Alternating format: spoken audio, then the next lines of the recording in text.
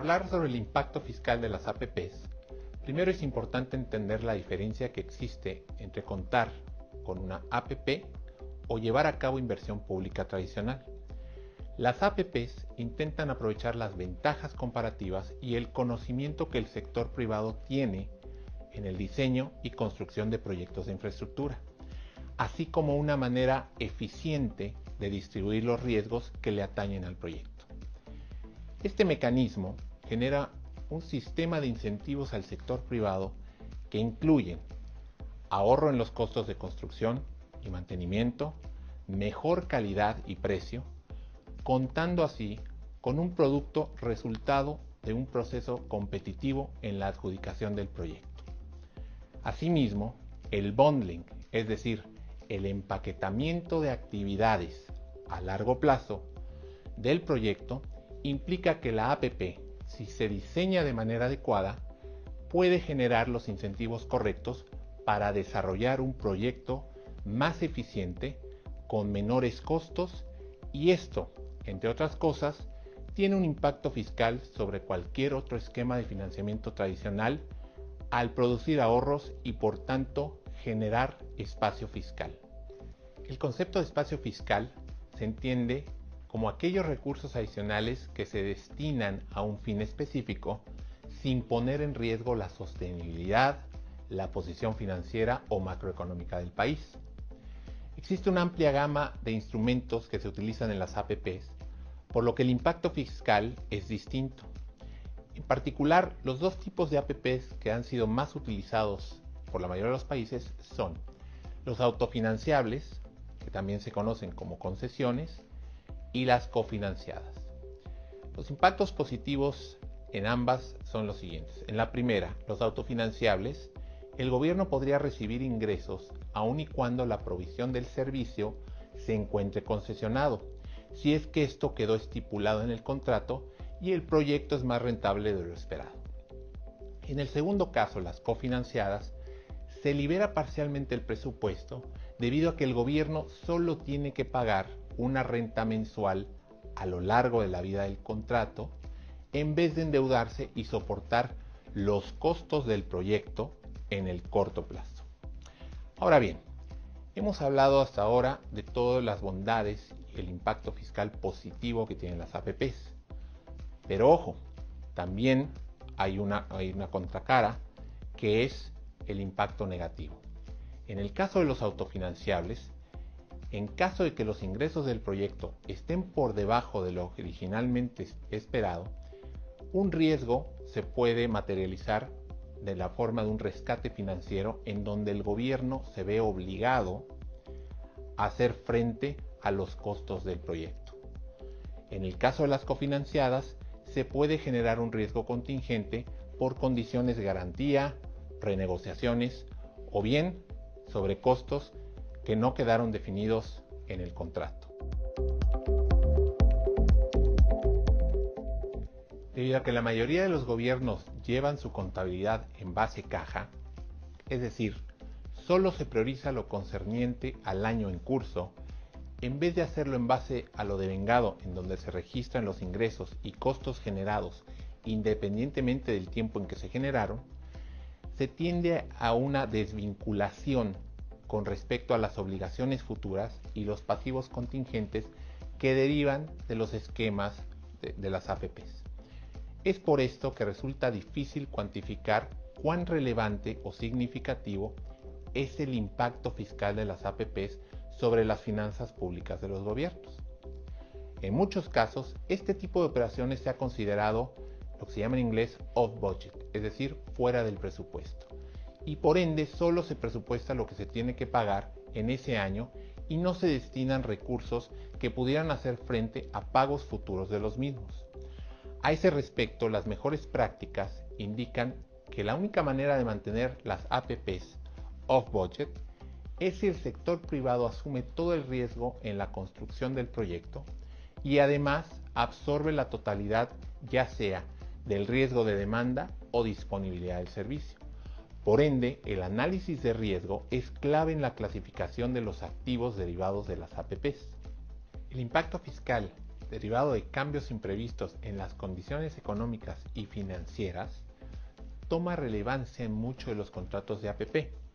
Por ejemplo, durante los años 90, en un país de la región, se llevó a cabo un rescate de concesiones carreteras cuyo impacto fiscal representó casi un punto porcentual del PIB.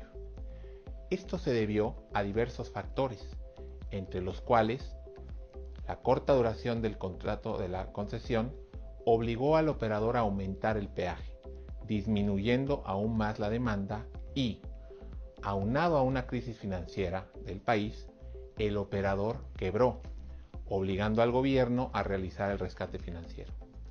En otro ejemplo, también vinculado al rescate financiero de carreteras, el gobierno se vio obligado a colocar 40% del valor presente neto de los ingresos mínimos garantizados totales debido al mal diseño, adjudicación y exceso de garantías otorgadas a la cartera de proyectos.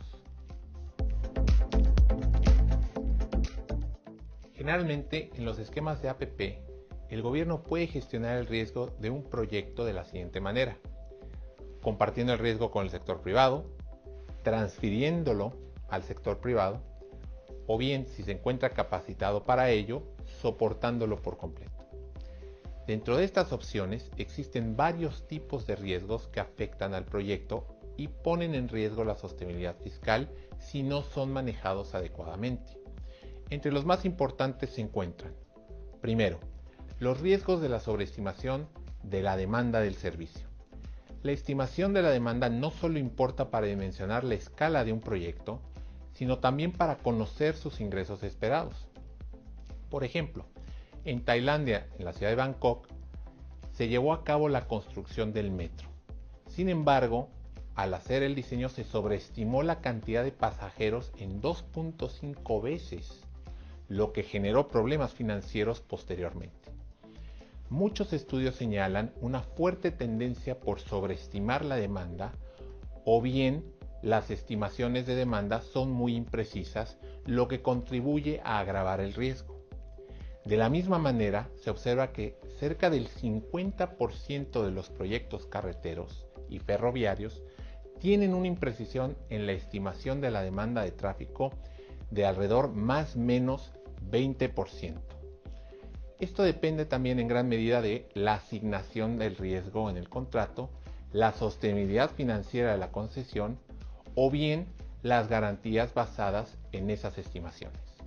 Segundo, los riesgos de sobrecostos. Al igual que la demanda, la estimación de los costos genera un riesgo sobre la sostenibilidad del proyecto. Existen estudios que señalan el sesgo a subestimar los costos en un 28% respecto al costo observado en los proyectos de infraestructura de transporte. Así también se ha documentado en otros estudios la existencia de incentivos por parte de las empresas por realizar estimaciones de costo imprecisas con la finalidad de ganar los concursos de licitación. Una vez ganado el concurso, estas empresas proponen una renegociación que en promedio llevan a ajustar el costo del proyecto hasta en un 18% del markup, o bien el costo estimado original. Cabe destacar que en países con capacidad institucional fuerte y una larga trayectoria en el manejo de APPs, tal es el caso de Australia, se ha documentado que el sobrecosto no ha llegado a representar un riesgo significativo para el gobierno en la implementación de las APPs. Tercero, los riesgos de renegociaciones. Existen estudios que hablan que este tipo de riesgos, iniciados por el gobierno, pueden ser detonados por distintas vías. Por ejemplo, en época electoral, si el proyecto es cuestionado, se tiene una mayor probabilidad a utilizar una renegociación con fines políticos. De igual manera, si las condiciones de ingresos mínimos garantizados se van incrementando, la probabilidad de que ocurra una renegociación también se incrementará. Cabe señalar que la región latinoamericana no ha tenido un buen desempeño en gestión de riesgos. De acuerdo con distintas fuentes, el monto de inversión en proyectos cancelados o en proceso de arbitraje a nivel mundial equivale al 50% de los mismos para el periodo 1990-2012.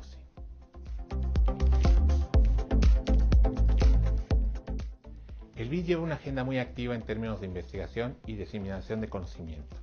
Actualmente se encuentra editando un libro en donde se presentan las mejores prácticas, los retos y los impactos fiscales de la implementación de distintos tipos de APPs en países dentro y fuera de la región, tales como Australia, Brasil, Canadá, Corea, España, Filipinas, Honduras, Indonesia, México y Perú.